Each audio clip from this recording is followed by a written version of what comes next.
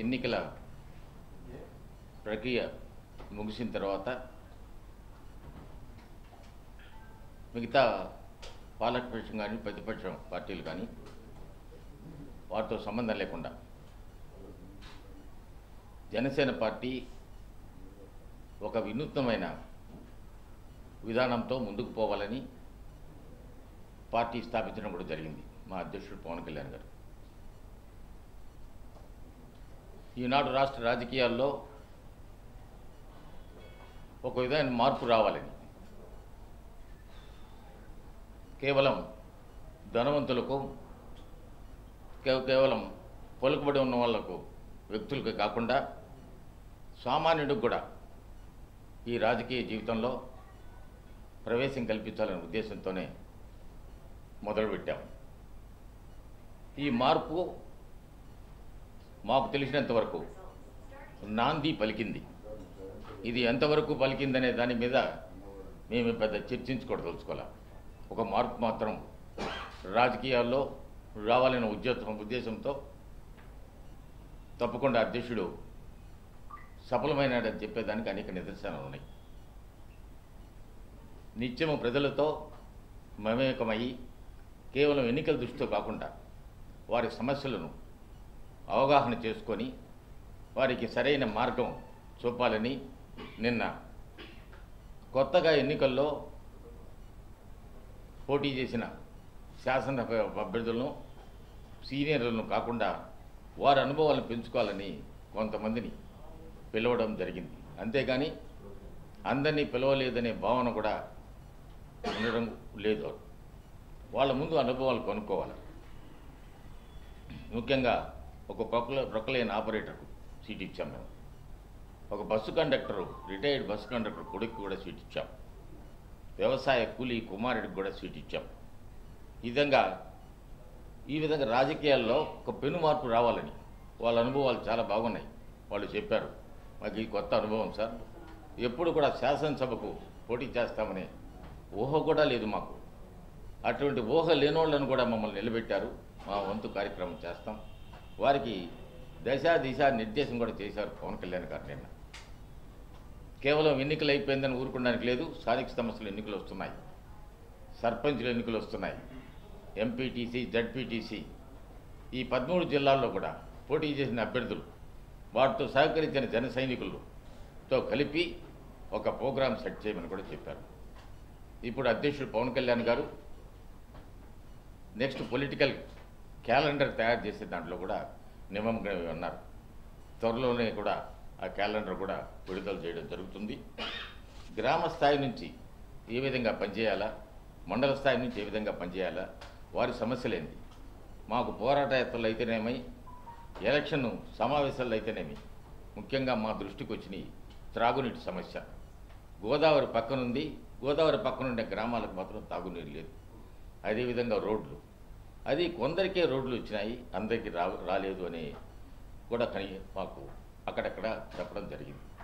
మేము చెప్పేది ఒకటే, ఎన్నికలు అయిపోయినాయి, రాజకీయాలు పక్కన పెడతాం, అభివృద్ధి మీద దృష్టి సారిస్తాం. మేము ఎప్పుడు కూడా అనుకోవడంలా ఈ సర్వేలన్నీ వస్తున్నాయి, మాకు ఆ సర్వేలతో పని లేదు. మాకు మార్పుకు నాంది పలికింది 23 దాకా ఏ విధంగా ఉన్నదో మాకు మాత్రం నిశ్శబ్ద విప్లవం మాత్రం కనిపిస్తూ ఉంది. నిశ్శబ్దంగా కూడా జరుగుతూ ఉంది. వాటి మీద కూడా మేమేం మాట్లాడడం లేదు. ప్రజల తీర్పు శిరసావహిస్తాం. ప్రజలు ఏ విధంగా తీర్పిస్తారో వాటికి నిబద్ధులమై తల వంచి ప్రజలకు సేవ చేయాలనే ఉద్దేశంతోనే ఉండాలని కూడా చెప్పింది. అదేవిధంగా ఇన్ఫ్రాస్ట్రక్చర్, తాగునీటి సమస్యలు కూడా అన్నీ ఉన్నాయి. అది తొందరలో రాజకీయ సలహాదారుడు రామ్మోహన్ రావుతో కలిసి ఉత్తరాంధ్ర పర్యటనకు బయలుదేరుతున్నాం మేమిద్దరం. అక్కడ ఉన్న సమస్యలు, అక్కడున్న అభ్యర్థులు వారి సమస్యలు కనుక్కొని వారితో కూడా ఈ స్థానిక సంస్థల ఎన్నికల గురించి కూడా మాట్లాడడం జరుగుతుంది. ముందు ఉత్తరాంధ్ర అయిన తర్వాత మిగతా జిల్లాలు రాయలసీమ, నెల్లూరు, ప్రకాశం జిల్లాల్లో కూడా పర్యటించమని అధ్యక్షుడు ఆదేశించారు. ఇప్పటికే 5 జిల్లాల్లో పార్లమెంటరీ నియోజకవర్గాల కమిటీలు ఉన్నాయి.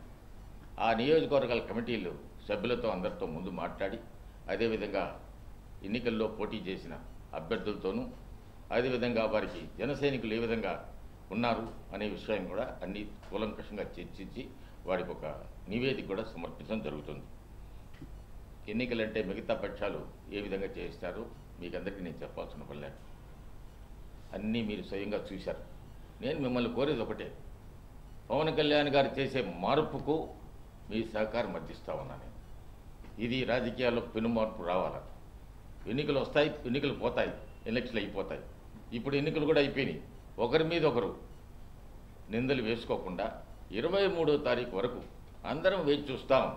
ఎన్నికల్లో ప్రజల తీర్పు ఏ విధంగా ఉంటుందో ఆ విధంగా అందరం ముందుకు సాగాలని కూడా జనసేన అధ్యక్షుడు మాకందరికి కూడా నేను చేయడం జరిగింది. త్వరలోనే పొలిటికల్ క్యాలెండర్ వారు చూసుకొని వారికి అది కూడా వారే స్వయంగా విడుదల చేయడం కూడా జరుగుతుంది.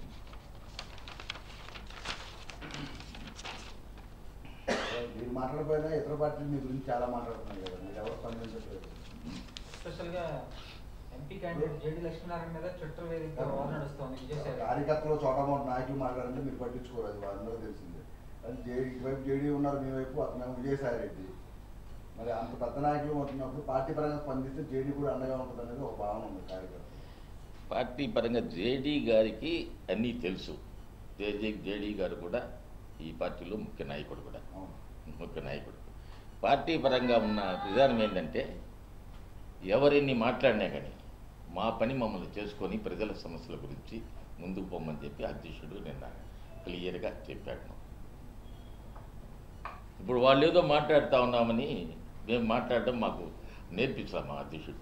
వాళ్ళు మాట్లాడే ప్రతి మాటకు చెప్పని ఈ విధంగా మాట్లాడుకుంటే విజయసాయి రెడ్డి వేరే పని ఉందో లేదో నాకు తెలియదు, కానీ మాకు మాత్రం వేరే పనులు ఉన్నాయి అంతే. ఇప్పుడు ఎన్నికలు అయిపోయినాయి, ఈవీఎంలు ఉన్నాయి, ఆలస్యం అయిపోయినాయి, అందరికీ తెలుసు. అది కొన్ని చోట్ల ఇక్కడే లైలా కాలేజీలో నేను పోయించినప్పుడు ఆయన ఓటేసిన తర్వాత అధ్యక్షుడితో పాటు వెళ్ళి వచ్చినప్పుడు లైలా కాలేజీ అయితే ఇంకొక బూత్లో 1 గంట దాకా ఈవీఎం పనిచేయలేదంట. నేను ఎలక్షన్ కమిషన్కి చెప్పారు మా అధ్యక్షుడు, దయచేసి సర్దుబాటు చేయండి.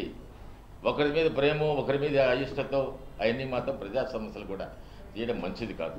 ఏదైనా కానీ ఈవీఎంల గురించి మాత్రం చర్చ జరగాల్సిన అవసరం మాత్రం ఉంది. ఎందుకు జరుగుతూ ఉంది? ఎన్నికల్లో నాకు 30 సంవత్సరాల అనుభవం ఉంది. ఎన్నికలు చూశారు, 6-7 ఎన్నికలు చూశారు. ఎప్పుడు ఇటు జరగల.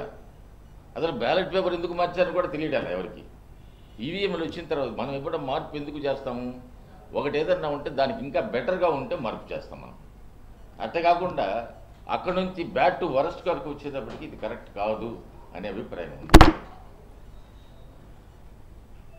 ఎన్నికలు అయిపోయి కూడా ఇంకా మిమ్మల్ని టార్గెట్ చేస్తుంది వైసీపీ వాళ్ళు.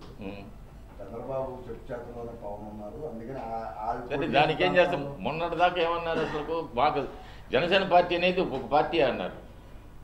ఆ కొన్ని రోజులు పోయేటప్పటికి జనసేన పార్టీ తెలుగుదేశానికి తొత్తు అన్నారు. కొన్ని రోజులు పోయేటప్పటికి జనసేన పార్టీ వైఎస్ఐపీకి పొత్తు అన్నారు. మేము ఎవరికి పొత్తు కాదు, ఎవరి పక్షం కాదు, మేము ప్రజల పక్షాన ఉన్నాం. ఒక ఆయన అన్నాడు మమ్మల్ని యాక్టర్ అన్నాడు. మేము యాక్టర్ కింద వచ్చే రంగప్రవేశం చేశాడు ప్రజలకు సమస్యలకు చేయాలని చెప్పి. ప్రజల సమస్యలు తీర్చడానికి యాక్టర్ కింద వచ్చాడు. ఆయన విలాసవంతమైన జీవితం, సంవత్సరానికి 100 కోట్లు అవన్నీ మానుకునేసి సామాన్యుడి జీవితం గడపాలని వస్తే మిమ్మల్ని అందరూ నేను కోరేది ఒకటే, దయచేసి ఆయన ఆశీర్వదించండి. ఈ సంఘంలో మార్పు రావాలా? ఈ మార్పుకు నాంది మాత్రం మాకు తెలిసింది.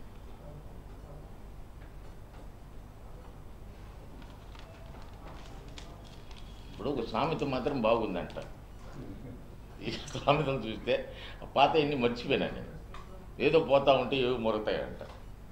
ఆ విధంగా చేస్తూ ఉంటే ఎవరేం చేయగలుగుతారు? మేము వాళ్ళ స్థాయికి దిగుతారులేము. మేము మాకు కొంచెం నిబద్ధత నేర్పించాడు. ఈ జనసేనలో నేను చేరిన తర్వాత నా అనుభవం అంతా మర్చిపోయినా, కొత్త విధానానికి అలవాటు పడ్డాను నేను. లేకపోతే రోజు మీతో గుర్తుని మాట్లాడడం, వాడు ఏదైనా తిట్టాడంటే వాడిని తిట్టడం, లేకపోతే మేము తిట్టించుకోవడం. కొన్ని పద్ధతులు పెట్టాడు ఆయన. ఈ పద్ధతుల ప్రకారం ఉండండి, ప్రజలతో మమేకం కాండి. దానికి అన్నారు జనసేన పార్టీ ఎన్నికలు అయిన తర్వాత కనపడుతున్నారు. నిన్న వచ్చాడు అధ్యక్షుడు, ఎవరు ఏందన్నాడు. మేము తొందరలో ఉత్తరాంధ్ర పర్యటన బయలుదేరుతా ఉన్నాం సమస్యలు తెలుసుకోవడానికి. జనసేన పార్టీ అనేది నిరంతరము ప్రజల్లో ఉండేదానికి మేము ప్లాన్ చేసుకోము. అంతేగాని ఎన్నికలు వస్తే మాత్రం ఉంటాం, లేకపోతే ఉండదండి. మా క్యాడర్ లేదన్నారు. ఏం క్యాడర్ లేదు మాకు. ఎక్కడికి పోయినా కానీ విపరీతంగా జనం వచ్చినారు, మాకు ప్రజలు వచ్చారు. ఎందుకు వచ్చారనేది ఆయన నిబద్ధత మీద కూడా నమ్మకం ఉండబట్టే కదా వచ్చారు. ఆయన మీద ఒక నమ్మకం ఉంది, ఈ ప్రజలకు అది చేయాలని ఇచ్చారు. ఎవరు ఇలా జీవితం వదులుకునేసి సంవత్సరానికి 100 కోట్లు ఇంకో 10 సంవత్సరాల వరకు ఉందా లేదు వరకు ఎవడు కాదని చెప్పలేడు కదా. అటువంటి వాడు అన్నీ వదులుకొని వచ్చి నేను చేస్తానంటే ముందు మీడియా మిత్రులను ఎలక్ట్రానిక్ ప్రింట్ మీడియా వల్ల నేను 2 చేతులు ఎత్తి నమస్కరించి కోరుతా ఉన్నాను. దయచేసి పవన్ కళ్యాణ్ గారు చేసే ఈ యజ్ఞానికి ఆశీర్వదించండి. ఈ యజ్ఞంలో ప్రజలందరూ బాగుపడాలని కోరుకోవాలని చెప్పి మిమ్మల్ని మీ ఆశీస్సులు ఇవ్వమని కోరుతా ఉన్నాను.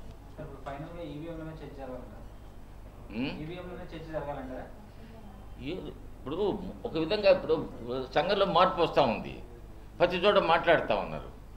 దానికి ఏదో ఒక ఫుల్ స్టాప్ పెట్టాలి కదా ఎలక్షన్ కమిషను. అదే ఇట్టున్నది ఇటు లేదు అని చెప్పి అసలు ఎందుకు జరగాలి ఇవన్నీ చెప్పండి. లేనిపోయి ప్రజల్లో కూడా అనుమానాలు వస్తాయి 4 రోజులు పోతే.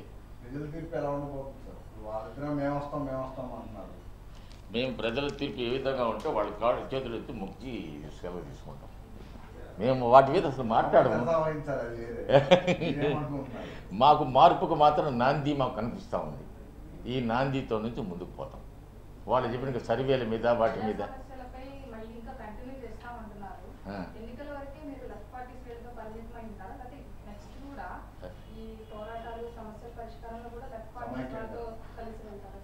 సమిష్టిగా ప్రయాణం చేయాలని కోరుతూ ఉన్నాం. ఎన్నికల వరకు ఎవరు చెప్పారమ్మా మీకు? ఎన్నికల వరకు కాదు, ఇది నిత్యము జరిగేది ప్రక్రియ. తప్పకుండా వామపక్ష పార్టీతోనూ బహుజన సమాజ్ పార్టీతోనూ మాకు సంబంధాలు కొనసాగుతాయి. సీనియర్ నాయకులు ఈ ఎన్నికల్లో మీరేం ఫీల్ అవుతారు? ఎందుకంటే ప్రధానంగా డబ్బులు బాగా పనిచేసింది, ఇది ఓపెన్ అండ్ మార్పుతో మీరు వచ్చారు. ఎట్లా ఉంది ఎన్నికలు? 30 ఏళ్ళ రాజకీయం ఫస్ట్ టైం. మాకు మార్పు కనిపిస్తూ ఉంది. మాకు మార్పు మాత్రం ప్రజల్లో కనిపిస్తూ ఉంది. సైలెంట్ ఓటు మాత్రం ఉంది. ఆ సైలెంట్ ఓటు ఎక్కడికి దారి తీసింది అనేది మేము దాని మీద చర్చ పెట్టి తెలుసుకోలేదు. ప్రజల తీర్పు అయ్యా.